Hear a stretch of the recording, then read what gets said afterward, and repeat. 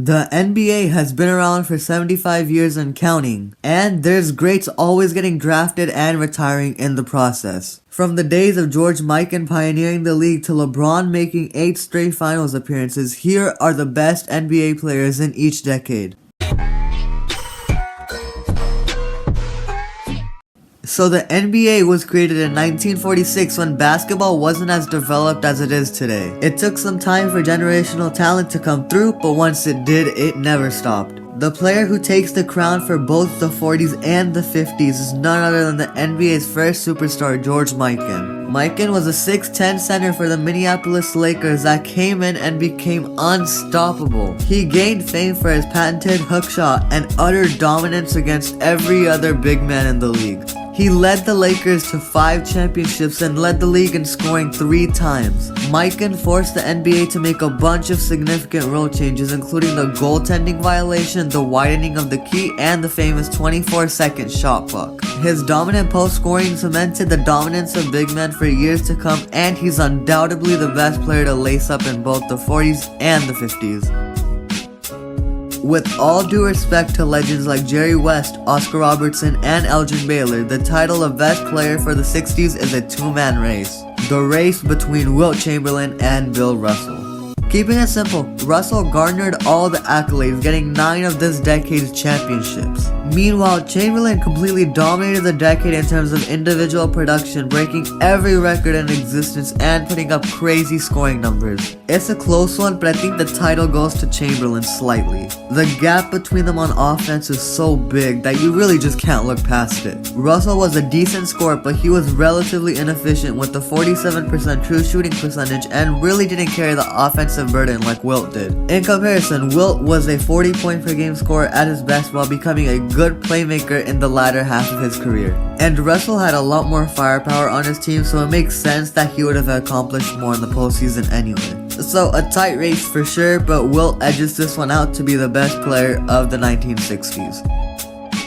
The 70s best player is Kareem AbdulJabbar. I mean, it's not even remotely close. The only dude who even gives Kareem a run for his money is Julius Erving, but I mean, Kareem's just a basketball god. AbdulJabbar led the Bucks to the 1971 championship and won 5 MVPs in the 70s. He made the All-Star game each year this decade and was a monster low in the post. His signature skyhook made Kareem unstoppable, and he had one of the best offensive arsenals ever. He was also a beast on the defensive end, racking up endless rejections and made 6 all-defensive teams in the 70s. So that's why he's undoubtedly the best player of the 1970s.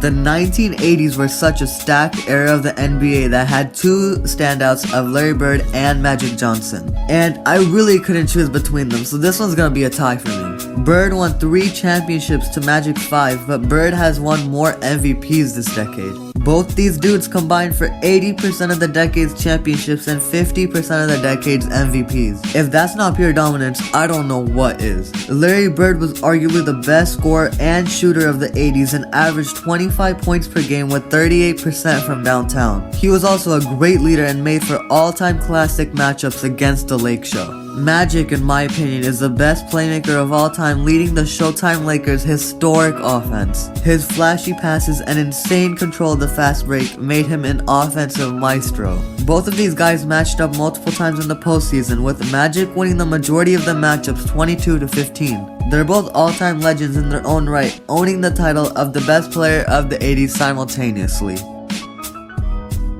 Michael Jordan being the 90s greatest was the easiest choice of this entire video. While the 90s had some generational talent, Jordan is just different. He won 6 championships in this decade, going undefeated in the finals and winning 4 MVPs in the process. Jordan was elite straight from the get-go, and he finally got a competitive roster by the time the 90s rolled around. He was the best scorer and one of the best defenders in the whole league, being one of the best shot blocking guards of all time. The Bulls had possibly the second greatest dynasty of all time right after the '60 Celtics, all led by one man, Michael Jordan. He could score on all three levels and has the best scoring average in NBA history in one of the slowest eras ever. Jordan was one of the most straight up dominant players ever, and in his prime no team or player could stop the freight train that was Michael Jordan. He sustained a level of excellence so great that, as Mike Tyson says, "And every head must bow, every tongue must confess, this is the greatest of all." Even with great decades by Hakeem Olajuwon and Karl Malone, Jordan was just on a different tier. The 2000s had a bunch of great players, all having a decent case for this title, but it narrows down to Tim Duncan and Kobe Bryant. And Shaq doesn't make the cut since he was only dominant for the first half of the decade, since he became a role player right after his 2006 championship with Miami. Duncan is the epitome of consistency, being great throughout the whole decade and always bringing 20 and 10 box scores with great defense. Kobe was the best scorer and most well-rounded offensive talent in the league at this point, and was a championship to start off the decade and to end it as well. Kobe got 4 rings in the 2000s compared to 3 rings, but Duncan won more MVPs and got more defensive related accomplishments. But if we're being real, Kobe was easily more dominant and truly defined this decade culturally and produced some of the most legendary moments of all time. His 81-point game, 62 points in 3 quarters, the lob to Shaq to seal the game versus Portland, and the buzzer beater on the Suns' head to win the game. While Duncan has a great case, Kobe Bryant takes the cake as the best NBA player of the 2000s. LeBron James, LeBron James, LeBron James, LeBron James.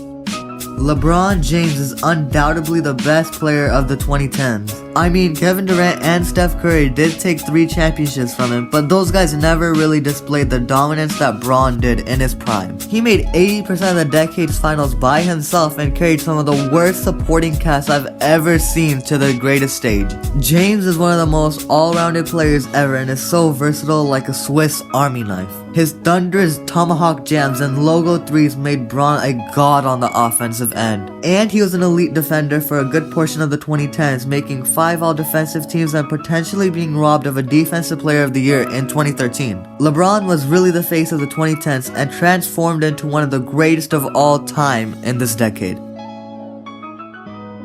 That comes to the 2020s now, where a lot of candidates show potential to be the best of the decade. I personally think it'll be Giannis Antetokounmpo, since he's already a championship and has his entire prime lined up for him during this decade. You could make an argument for Luka Doncic because of his amazing skill and potential that's already starting to come around at just 23 years old. And guys like Jason Tatum or Zion Williamson might just sneak in and steal the crown. Hey, that would be a flaming hot take, and if you like that, then you'll like my hot take series where I present my hot takes and why they make sense. The first episode is why Wilt Chamberlain is greater than Bill Russell, and if that sounds interesting to you, make sure to check it out. And as always, see you next time.